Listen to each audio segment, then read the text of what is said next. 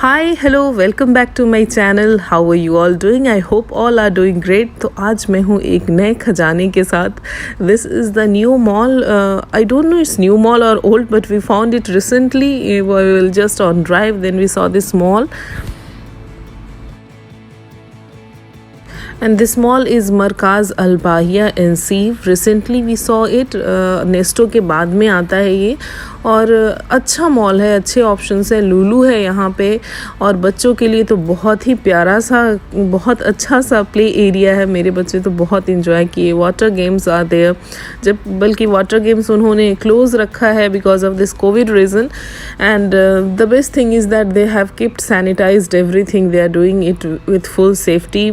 आप जैसे कि बाकी सारे मॉल्स में होता है, यहाँ भी टेम्परेचर चेक किया उन्होंने एंट्रेंस के साथ ही। और ये बहुत खूबसूरत मॉल है। अगर आप मस्कट में हो और अभी तक आप भी मेरी तरह इस मॉल से अनजान हो, then just go and visit this place, and I promise your kids will just enjoy it like anything. वहाँ जाते ही हम सबसे पहले ऊपर गए, फन जोन, फन लैंड जिसे आप कहें, प्ले एरिया बच्चों का, और उसी से अटैच्ड फूड कोर्ट भी था। और जहाँ पे वेज नॉन वेज जितने भी ऑप्शंस होते हैं अवेलेबल जेन्युइनली मॉल में, वो सारे ऑप्शंस अवेलेबल थे। सो ये पार्ट अच्छा था। प्लस बच्चों के लिए अम्यूज़मेंट पार्क में जो अम्यूज़मेंट पार्क जाने की जो ख्वाहिश होती है, जो इस कोविड टाइम में दबी हुई थी, वो सारी पूरी हो गई। बहुत सारे राइड्स थे, they enjoyed a lot of time there. और मुझे भी कुछ ज़्यादा खास शॉपिंग नहीं करनी थी। बस अगले दिन शिवरात्रि था, तो उसके लिए मुझे थोड़ी-सी फ्रूट्स और थोड़े फ्लावर्स लेने थे, बस ज़्यादा कुछ था नहीं। और जैसे कि मैंने बताया, इस मॉल में लुलु भी है, तो मुझे था कि बस जाते-जाते ये 2-3 चीज़ें जो लेनी है लेके पैक करेंगे और चले जाएँगे। ये वाला जो राइड अभी आप देख रहे हैं, इसमें बच्चों को अकेले बच्चे अलाउड नहीं थे। There should be what guardian और any of the parents with them. तो मुझे बच्चे तो बड़े एन्जॉय कर रहे थे, बट पता नहीं क्यों मुझे डर लग रहा था। मुझे लग रहा है बहुत लंबे टाइम में मैं इस तरह के राइड्स में चढ़ी हूँ। I don't remember, last time शायद जॉर्जिया हम लोग गए थे, तो उसमें कुछ ऐसा राइड था।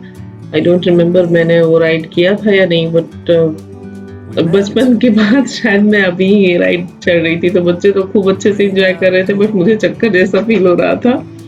और जहाँ पे ये भी ये कार रेसिंग हो, वो तो अथर को करनी ही है। He enjoys it a lot. He is a big big car racing fan. उसे बहुत अच्छा लगता है ये करना। और ये हैं सारे वाटर गेम्स, जिनमें से कुछ तो अभी एक्टिव थे, किड्स कुड एन्जॉय, बट मुझे थोड़ा डर लग रहा था। ना मुझे स्विमिंग आती है, ना मेरे बच्चों को आती है। सो इस तरह के वाटर गेम्स मुझे तो बड़े स्केरी लगते हैं। हल्के-फुल्के जो हो ना, वो चलते हैं। थोड़े बहुत वाटर जैसे ऊपर से आके स्प्लैश करे, वो चलता है। ये बोटिंग काइंड के जो वाटर गेम्स होते हैं, वो मुझे बहुत स्केरी लगते हैं। और ये जो बोटिंग वाला दिख रहा है, ये तो अभी बंद भी था। इसमें टिकट्स गए थे मेरे हस्बैंड लेने के लिए, but it was not available, that they had closed.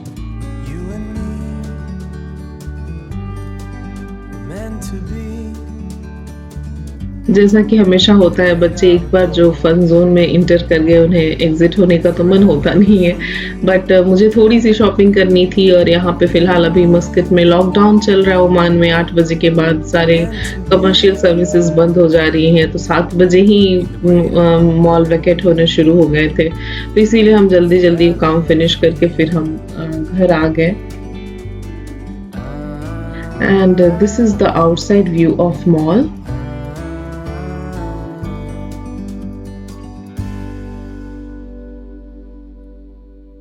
और ये सीन है नेक्स्ट डे मॉर्निंग का, यानी शिवरात्रि के दिन सुबह का। और बस मैं तैयारियों में लग गई हूँ। मेरे हस्बैंड सुबह उठ के बादाम मीन्स मूंगफली और मखाना जो होता है वो फ्राई करके रख दिए थे मेरे लिए, ताकि मैं नहा धो के कुछ खा के चाय पी सकूँ। शकरकंद बॉयल हो गया था, बट फिर मुझे थोड़ा टाइम लग ही गया पूजा करते-करते। 10-11 हो गया था, 11 बज गए थे। बच्चे अभी अपना टावर बनाने में लगे हुए हैं, और काशू को बहुत अच्छा लगता है भैया का टावर तोड़ने में भी और उसके साथ बनाने में भी। उसकी पूरी दुनिया भैया ही है। भैया के साथ खेलना है, भैया से लड़ना है, बट खेलना भैया के साथ ही है।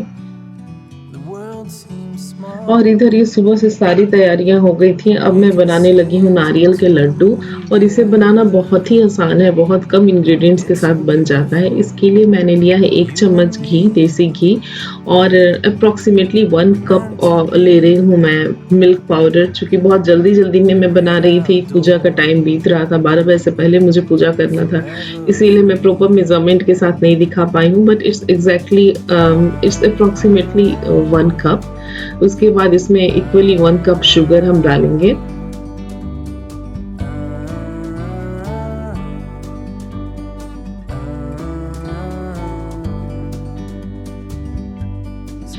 Here I had taken 1 cup of sugar, white sugar I had taken. If you want, you can preferably use jaggery powder or brown sugar. Jaggery powder डाल के भी जो लड्डू बनता है उसका टेस्ट बहुत अच्छा आता है। उसके बाद मैंने डाला है यहाँ पे 1 cup of desiccated coconut. Desiccated coconut जो होता है वो थोड़ा सा क्रंचीनेस देता है लड्डू को।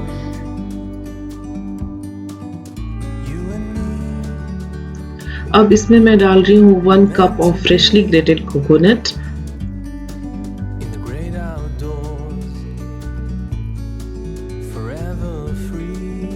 उसके बाद मैं इसमें ऐड करूंगी approximately 1 cup of milk, raw milk. इन सब को डाल करके हम अच्छे से मिला लेंगे और मीडियम टू हाई फ्लेम पे हम इसे भूनेंगे। उसके बाद से इसे हम मीडियम टू लो फ्लेम पे करके कवर कर देंगे ताकि जो टेंडर कोकोनट है, जो हमने फ्रेशली ग्रेटेड कोकोनट लिया था, वो अपना भी वाटर रिलीज कर दे और सारे अच्छे से कंबाइन हो जाए। Sugar, milk powder, desiccated coconut और फ्रेशली ग्रेटेड कोकोनट सब अच्छे से कुक हो जाए। It hardly takes 5 minutes. we'll keep on stirring in between. After 5 minutes you can see that coconut अच्छे से पक गए हैं और मिल्क अच्छे से कंबाइन हो गया। हम इसे हाई फ्लेम करके सुखा लेंगे और बस अब अपना लड्डू बनने के लिए रेडी है। जस्ट उसको निकालने से पहले मैं थोड़ा सा इसमें इलायची पाउडर डाल रही हूँ और इसे प्लेट में निकाल के ठंडा होने को छोड़ देंगे। जस्ट थोड़ा सा ये एडजस्टेबल रूम टेम्परेचर पे आए, फिर हम इसकी पिनिया और लड्डू जो आप कहते हैं वो हम बना लेंगे। इस पूरे लड्डू को बनाने में मुझे 15 मिनट्स का टाइम लगा और 10 to 15 लड्डू बनके तैयार हो जाते हैं। इंग्रेडिएंट्स जो मैंने लिया था वो था 1 cup of desiccated coconut, 1 cup of milk powder, 1 cup milk, 1 cup of sugar और add little pinch of cardamom. एक बार जब लड्डू बनके तैयार हो गए तब आप इन्हें अपनी सुविधा के हिसाब से डेकोर कर सकते हैं। मैं यहाँ पे डाइस्ड पिस्टेचियो जो है उनसे डेकोर कर रही हूँ। अगर आपके पास पॉपी सीड्स हो तो आप उनमें भी रोल कर सकते हैं, वो भी बहुत यम लगते हैं। और बस पूजा की अब सारी तैयारी हो चुकी है। सुबह के 10:30 बज चुके हैं और बस मैं पूजा के लिए तैयार हूँ। आज मेरा फास्ट रहेगा और मुझे ये लग रहा है जब मैं 5, 6 या 7 इयर्स की होंगी, मुझे याद नहीं है मैं कब से ये शिवरात्रि का त्योहार कर रही हूँ। हमारे यहाँ मैरिड अनमैरिड दोनों लड़कियाँ करती हैं। मैरिड लड़कियाँ करती हैं सुहाग के लिए, रक्षा के लिए, शंकर भगवान उनकी सुहाग को लंबी आयु दें इसके लिए, और अनमैरिड लड़कियाँ करती हैं कि उन्हें बहुत अच्छा सा पति मिले। तो ये था मेरा शिवरात्रि का vlog. I hope you guys enjoyed. जल्द ही मैं बहुत सारे होली के रिलेटेड रेसिपीज और व्लॉग्स लेके आऊंगी। So keep on watching my vlog and I hope you guys enjoyed it. If you like, then please share with your friends and family and subscribe to my channel so that if I get upload any video, you get notification for it. If you have not followed me on Insta, then please follow me on Insta क्योंकि मैं वहाँ पे सारे updates थोड़े छोटे जो भी हैं मैं वहाँ पे शेयर करते रहती हूँ। So see you soon in my next vlog. Till then, take care. Bye bye.